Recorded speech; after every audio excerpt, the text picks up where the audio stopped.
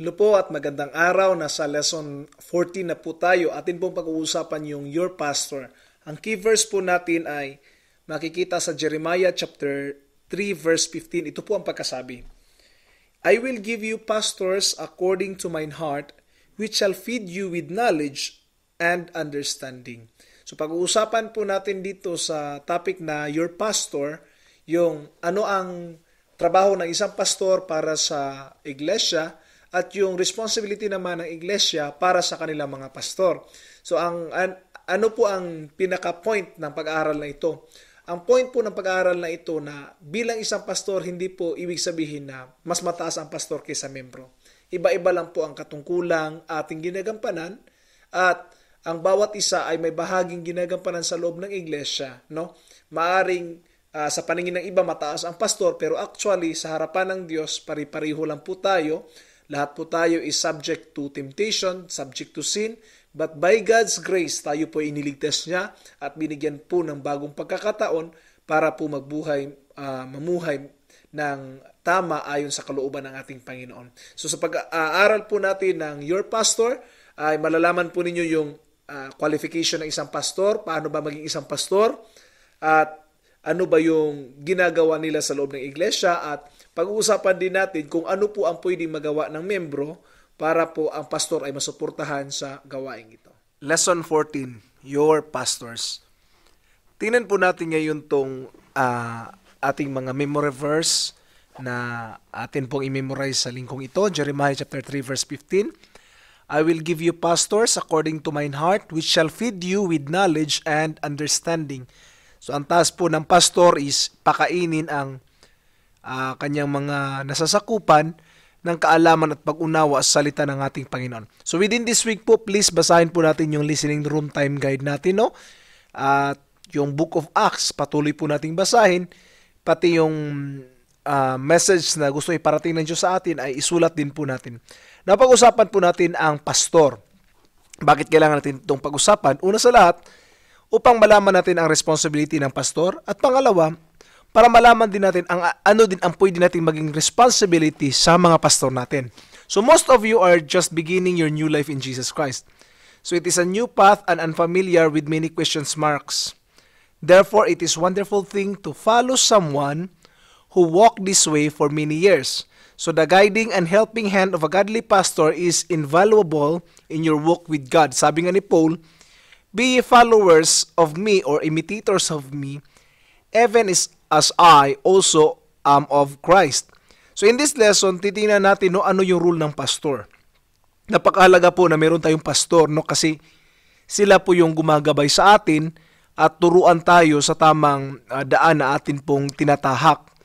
Most of the time, ang mga pastors natin ay nananalangin din po yan sa atin. At pinapanalangin yung ating kaluluwa. Now, pastors and his responsibility to the church. Ang pinaka-chief shepherd po natin ay si Jesus Christ. Pero nag-appoint ang Panginoon ng pastors or under-shepherd na maging responsible po bilang leader sa isang lokal na iglesia.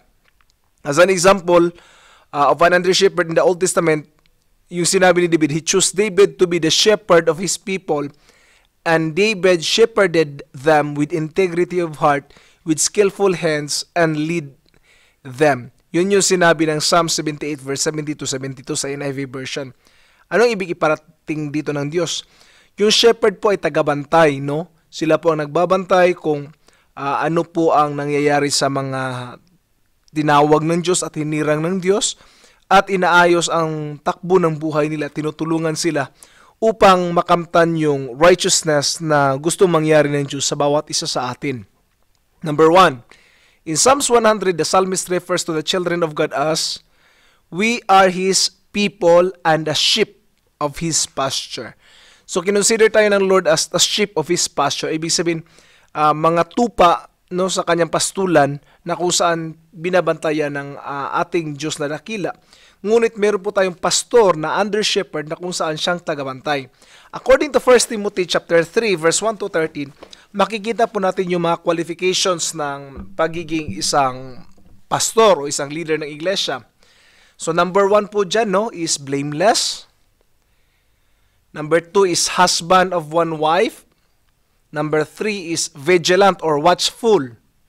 Number 4 is sober or curious. Oh, serious, curious tuloy. Number 5, good report. Number 6, hospitable. Number 7, able to teach. Marunong magturo. Number 8, don't drink wine. Hindi yung lasinggo, no? Hindi natin yan goal na ang pastor natin ay lasinggo. Another, not a striker. Number 10, not greedy of filthy lucre or money. Anong ibig sabihin yan? Yung mga pastor ba na iniisip pera lang, no? Ministry na tuloy, hindi na ministry. So, hindi dapat ganun ang ugali ng isang pastor. Number 11 is patient. Number 12, not a brawler. Number 13, not covetous, no? Number 14, rule house and children well. Kasi paano niya pamamahalaan ang iglesia kung ang pamilya niya mismo ay hindi niya kayang pamahalaan. Number 15, not a novice, hindi yung baguhan pa lang. Number 16 is have a respectable reputation and not filled with pride, no? Ano tong respectable reputation? Hindi lang sa loob ng iglesia, kundi maging sa labas ay siya ay nirerespeto ng maraming tao. Yan yung mga qualification ng pagiging isang pastor at hindi po madali, no? Now, tuloy tayo sa number 3. The responsibilities of a pastor are to satisfy the needs of his flock, sum up in one verse in Isaiah 40 verse 11. So basahin po natin dito. He shall feed his flock like a shepherd. He shall gather the lambs with his arm and carry them in his bosom and gently lead those that are with young. So, isa-isahin natin, okay lang po ba? No, una is, he shall feed the flock. Ano sabi ng Biblia sa Acts 20:28? Sinabi niya doon, take heed therefore unto yourselves and to all the flock over which the Holy Ghost has made you overseer, to feed the church of God. So, ang leaders is, they are going to feed the church of God ng mga salita ng Panginoon, ng encouragement, ng paggabay, no? Another is 1 Peter chapter 5 verse 2. Anong sabi ng Biblia? Feed the flock of God which is among you, taking the oversight thereof, not by constraint, but willingly, not for filthy lucre, but of ready mind. So pinaalahanan din ni Peter, no, ang mga leaders. Another in Jeremiah, and I will set up shepherds over them which shall feed them, and they shall fear no more, nor be dismayed, neither shall they be lacking, saith the Lord. So ang sabi ng Biblia, ang Lord mismo ang naglagay ng shepherd. Hindi po yan sariling kagustuhan ng tao. Ako po, personal kong kagustuhan, ayaw ko talagang maging pastor. Nakakapagod po magpastor eh. But God has called me to this ministry to become a pastor. So that's part of my work, no? To feed the people of God with the knowledge of truth, to deliver the message of God in a timely message. So isa yan sa mga trabaho namin bilang pastor na magpakain sa mga anak ng Diyos. Now, letter B. He shall protect the flock from what? From distortion of the truth. Ano sabi ng Ezekiel 3:17? Son of man, I have made thee a watchman unto the house of Israel. Therefore, hear the word of my mouth and give them warning from me. Bakit napakahalaga niyan? Kasi po ganito, maraming mga mangangaral ngayon that they distort the truth of God, no? Yung word ng Panginoon ginagawa nila na mag-a-align lang sa gusto na gusto nilang ipangaral.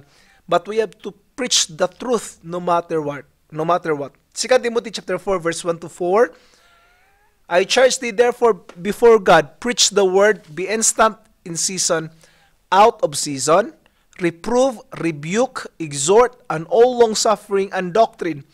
For the time will come when they will not endure sound doctrine, and they shall run away their ears from the truth. So ito yung mangyayari. Marami mga tao na hindi na mangangaral ng tama at hindi na ng totoo, kundi for their own self, para sarili na lang nila, no, self-gratification. So we need to preach the truth. The pastor will guide the people or protect the people from the distortion of the truth. Say for example, yung mga katuruan na hindi na tama, no? Mga katuruan na naglalayo na sa atin mula sa salita ng ating Panginoon. So ano man yung mga katuruan na yan, no? Halimbawa, yung katuruan na kailangan magsamba ka talaga Sabado kasi nasa 7th day. No, mga ganun ba? O di kaya yung katuruan na kailangan mo talagang mag-alay pa ng tupa para mapatawad ka. O di kaya kailangan mong lumuhod mula sa pinto hanggang sa altar para yung kasalanan mo yung mapatawad. So which is distortion of the truth of God. Saan ba ang grace ng Lord? So maraming mga dapat ituro ang isang pastor. Kaya lang kailangan ng mga tao na kung saan marunong na mag-guide talaga sa ating mga kapatiran. At isa niyan ang ating mga pastor. Sila po ay instrument ng Lord upang tayo po'y turuan sa tamang landas at para iiwas tayo sa kamalian o sa maling turo ng sanlibutan ito. Ngayon patuloy tayo, Isaiah 62 verse 6. So ano sabi ng Isaiah 62 verse 6? I have set a watchman upon thy walls, O Jerusalem, which shall never heal their peace, day nor night. So, titingnan nyo, yung watchman natin ay nakakatulong talaga. Letter C po, patuloy natin. He will lead and guide by his experience and example. Jeremiah 3:15. I will give you pastors according to mine heart, which shall feed you with knowledge and understanding. Knowledge and understanding. Now, ano ngayon ang gagawin ng pastor? Ang pastor po ay mag-guide bilang isang pastor, maging isang example sa mga sumusunod sa kanya. Kung ang pastor ay problemado so siguro mga kapatiran yan, problemado din. Bakit? Pastor nga nila, problemado eh. So we need a pastor who are examples, no? Who are able to lead and guide by his experience and example. 1 Peter chapter 5 verse 3, neither as being Lord over God's heritage, but being examples to the flock. So ang pastor po, hindi po yan Lord, no? Hindi po yan, yun bang parang Diyos-Diyos na natin na, nandiyan si pastor, dapat matakot tayo. No, mali po siya na philosophy. Ang pastor po ay, they are not lords over God's heritage. They are not the more powerful than we are. Tinawag lang sila ng Diyos dahil sa katungkulang ito. At bilang isang pastor, you have to be an example. So yun po yung gawain ko. Another po, letter D. He will equip the saints for the work of the ministry. So God has given the pastors for the perfecting of the saints, for the work of the ministry, for the edifying of the body of Christ. Excuse me. Ibig po iparating dito na ang pastor ay hindi pala ang siyang gagawa sa lahat ng gawain sa ministry, kundi tutulong sa saints o sa mga kapatiran na maging perfect sila o ma-equip sila para gumawa sa ministry. So Bible study, hindi pala si pastor lahat yan. Maging kapatiran pwedeng gamitin. Pero paano sila gagamitin? Kung sila mismo ay hindi tinitrain ng pastor. Hindi pwedeng si pastor ay siyang preacher, siya pa ang MC, siya pa ang magsusunglid, siya pa ang magigitara, siya ang mag-Bible study, lahat siya na. Si pastor ay superman na, no? Hindi na siya basta kuan. Ang tawag natin is super pastor. So anong ibig sabihin nito? Bilang isang pastor, i-train niya rin, gawain niya rin na i-train ang mga kapatiran paano maging bahagi sa gawain ng Panginoon at paano makakontribute upang mapalawak pa ang gawain ng Panginoon. So yun po yung responsibility ng isang pastor. Patuloy tayo. Ano naman ang responsibility ng member doon sa pastor nila? Una, dapat nating tingnan, maraming paraan tayo pwede maging katuwang sa ating pastor, no? The Apostle Paul exhorts us to respect and honor our leaders. Basahin natin ang 1 Thessalonians 5:12-13 at 1 Timothy chapter 5:17. And we beseech you, brethren, to know them which labor among you, and are over you in the Lord, and admonish you, and esteem or regard them very highly in love for their work's sake, and be at peace among yourselves. Ulitin ko po, no? Sinabi ni Apostle Paul sa mga taga-Thessalonica na know them which labor among you. Ibig sabihin, tingnan nyo naman yung nagtatrabaho kasama ninyo sa ministry. And over you, ibig sabihin yung nasa leadership. And admonish you, at yung nag-aalaga sa inyo, sa inyong kapakanan. Ibig sabihin, pastor, no? Tingnan ninyo ang pastor ninyo. And to regard them very highly in love for their work's sake. Anong ibig sabihin yan? It shows about respect. Pag ang pastor natin, nire-respeto natin, hindi yan sa edad, hindi yan sa natapos niyang degree, but because of his work. Ulitin ko po, nire-respeto natin siya hindi dahil mataas yung natapos niyang pinag-aralan o may edad siya. No.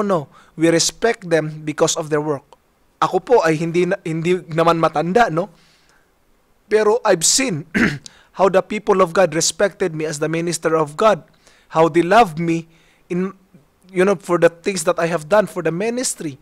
So I understand this. Being a pastor, when people loves you, when people respected you, you have the confidence to stand and to preach the gospel na walang pagdududa. Because you know that the message you delivered is from the Word of God and you don't have to be afraid of. So hindi ka mag-iisip na, dapat matuwa sila sa message ko. No. The concentration of the pastor is no more to please the people, but to please the Lord. No? If he knows that the people love him and respect him, he knows that he is in the right track. So ang pastor ninyo hindi magre-resign kung ganun ang mangyayari. So if we are supporting our pastor, hindi sila basta magre-resign, tama ba? They will continue with their ministry, lalo na sa United Pentecostal Church, that any moment your pastor can go, They can leave anytime they want. As long as they wanted to, maging ako man, anytime kung gustuin kong umalis, pwede ako umalis. Pero dahil sa tawag ng Panginoon, ako pa rin nagpatuloy. Patuloy tayo. Let the elders that rule well be counted worthy of double honor. Tingnan niyo yung binanggit ni Paul kay Timothy sa aklat na 1 Timothy. The elders that rule over you be counted worthy of double honor. So if we honor the president, the same honor that we have to give with our pastors. Sa kasamaang palad, ito nangyari, no? Pagdating ng mga governors, nandoon talaga sa gobernur, no? Gobernur, mayor, nasa presidential table. Nung dumating si pastor, nandoon lang sa gilid. Doon lang nakaupo. Tapos bigyan na lang ng plato doon. Wherein si governor at saka si mayor ay nandoon sa presidential table. Which is very annoying at parang nakakakuan naman yata. Tapos yung nag-invite sa'yo, kapatiran pa ng iglesia. Buti sana kung hindi mo talaga kakilala. No, mali po siya. Kung binigyan natin ng honor ang mga presidentiables or mga tao na may katungkulan sa gobyerno, bakit hindi natin bigyan ng double honor ang ating pastor? So especially they who labor in the word and doctrine. Kasi ganito po yan eh. It so happened in my life, hindi baliktad ang nangyari sa akin, no. The church really loved me so much when I am still in Davao habang nangangaral ako, at merong isang kapatiran doon na meron silang birthday party, and it so happened that I was late because I have a schedule in one area at naghahabol ako ng oras, no. Hindi na kuha ng misis ko napansin na yung schedule ko pala ay nagkadubli-dubli na, no? And I have to, kailangan kong hahabol talaga para mahabol yung event na yun. And I was late around 30 minutes, no? I was late 30 minutes. But during the 30 minutes, yung parents ng mga magulang ng pinuntahan namin, yung pastor ninyo, late naman ng late. Ganyan na ba? Sinabi ng kuha niya, Ma, kayo nga, yung pare ninyo, pag malate, nire-respeto ninyo. Yung pastor namin, ayaw nyo i-respeto. Sa inyo nga, kahit 2 oras pa, antayin ninyo. Yung pastor namin, na late lang ng 30 minutes, ganyan kayo. So, doon ko na-feel yung love, yung passion, yun bang respeto ng mga leaders. Despite of the fact that I was late. To be honest, I was late. At hindi ko nasadya yun na late, no? Hindi ko lang napansin sa schedule ko. But it so happened na nangyari nga. But the honor was there. The respect was there. Especially they who labor in the word and doctrine, which is the ministers, they have to respect. So I am so happy for that experiences at natuto po ako. At nagkaroon na rin po ako ng personal na experience doon. And I said to myself, akala ko pare lang nire-respeto. Akala ko yung mga presidential shabos lang or di kaya mga congressman o sino man yan nasa political industry ang nire-respeto. The pastor as well. During that time, when I hear that one, I have the confidence and the trust that I will be, I will receive the honor as a man of God. And hindi na ako nawala ng tinatawag na self-confidence. And starting that days, no, siguro the following year or within that year yata, hindi ako nagkakamali, I seated next to the mayors, to the congressman, to the governors during the events. At katabi talaga kami sa stage, magkatabi. And usually ako pa yung naunang umuwi kasi nga of course I could not conform to their activities. But I was there during the opening prayer and in the middle of the ceremonies, and usually I left up, in the middle of the ceremonies or maybe at the end. Kung matapos man siya, basta okay lang ang takbo. Walang pangit na mga pangyayari. But I'm so honored to have people who respected me as a leader. And I'm not saying that you have to give me respect because I'm saying this. What I am saying is this, simple lang po. Kung tayo po ay naglilingkod sa Diyos, when we have the leaders, we have to respect them for who they are. Because of their work for the Lord's sake. No? And ganito po, respect is not bought. Hindi ito binibili. At you cannot buy also respect. Hindi mo rin pwedeng ipilit ang tao na magrespeto sa atin. So I cannot force anyone to respect me as a person. But respect is earned. How? By becoming respectful. So yun po ang dapat kong gawin bilang isang pastor. I have to be respectful in order for me to be respected by people. In order for me to be loved, I have to love the people. And that is one of my tasks as a minister of the Lord. Now, paano pa natin matutulungan ang ating pastor? Mayroon pong tatlong paraan dito para matulungan natin ang ating pastor. Unang-una po, ang pinakamahalaga is prayer. Prayer po, yun po yung napakahalaga. Pangalawa po is obey and submit.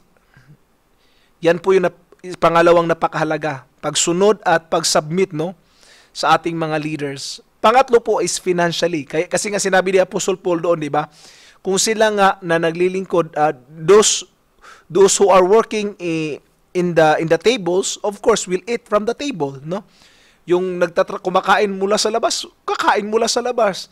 So, I mean, kung saan sila nagtatrabaho, doon sila dapat kumakain. So, for example, bilang pastor, nangangaral, pinapangaral ang salita ng Panginoon. Of course, they will have their food from the offerings. But as a minister, I am so happy that I am paid, regularly sa salary ko, na hindi naman ako namumroblema, hindi sumasakit ang ulo ko. And there are also people who are giving beyond my salary. Instead na meron akong salary, meron pa iba na kukumustahin ako ng some blessings, some of the offerings na hindi na dinadaan sa basket. And I'm so pleased with that. Because that's also one way you can support me. And another thing, this is a testimony. Uuwi ako ng Pilipinas to attend a seminar. But remember this, you have blessed me. You supported me financially. So hindi yan sarili kong pera, kundi kayo mismo nagtulong-tulungan upang ako ay makauwi sa Pilipinas. It's a blessing. It's a blessing from me. No? Kasi hindi na ako mag-iisip saan ako maghahanap ng pamasahe pa uwi. Kasi wala naman akong amo. Wala akong boss. All I know is I am just serving the people. And I do believe that God will bless us continually if we will continue to support. So support your pastor in prayer. Pinakauna talaga, prayer. Pangalawa, obey and submit. At pangatlo, financially. So, as we close, it is important that we respect, follow, and work with the man of God chosen as our pastor. So, this is the urging of the author na kung maaari, respeto natin ang ating mga pastor, sundin natin sila. We will work with them. No? Kung meron mang church challenge na we will be evangelizing, then we will. We should guard our tongue and be careful not to criticize or find fault. Huwag nating ichismis yung pastor natin, no? Huwag nating siraan yung pastor natin. Because the pastor is accountable to God and it is not our responsibility to reprove him. Kung ang pastor man may pagkakamali, responsibility niya na sa Panginoon yan. Siya nang harap sa Diyos niyan. Rather, we need always to support him in our prayers and labor together for the advancement of the kingdom of God. Imbes na ating i-criticize ang ating pastor, tulungan natin ang ating pastor, ipanalangin natin sila. So that's the best way that we can do for our pastors. Within this week po, Living Your New Life this week, memorize Jeremiah chapter 3 verse 15. Patuloy din po nating i-review yung mga verses na atin ang na-memorize. Tapos patuloy tayong magbasa sa libro ng Acts. At habang pinag-aaralan natin yan, take time to listen to the Lord, no? Ano ba ang gusto niyang i-reveal sa iyo about Himself? Ano ba ang gusto niyang ituro sa atin patungkol sa Christian living? O ano ba ang gusto niyang ipagawa niya sa iyo in practical application? Ibig sabihin, ano bang gusto niyang mangyari sa araw na ito para sa buhay mo, sa linggong ito? So I hope you understand some things about the role of the pastor and our role also for our pastor. So God bless po at pagpalain kayo at sana po patuloy nyo ipanalangin ng inyong pastor na ang pagpapala ng Diyos ay patuloy na sasama sa amin kasama ng aking buong pamilya, no? Si Emily, si Micah at saka yung parating naming anak si Maxwell Josh. So please pray always for God's guidance on our life, God's providence para sa amin. Pagpalain po kayo ng ating Panginoon. Maraming salamat po.